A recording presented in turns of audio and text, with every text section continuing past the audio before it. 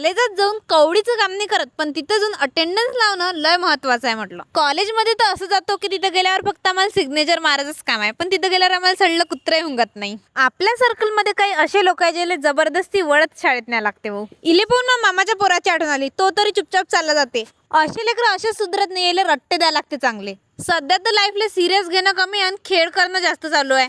माहीत पडेल कोणत्या भावात पडते हा खेळ.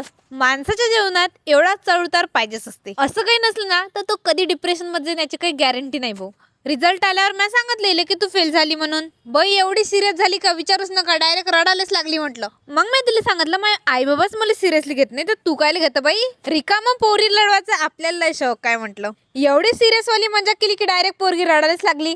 वाह साक्षी वाह, तेरे में टॅलेंट तो है.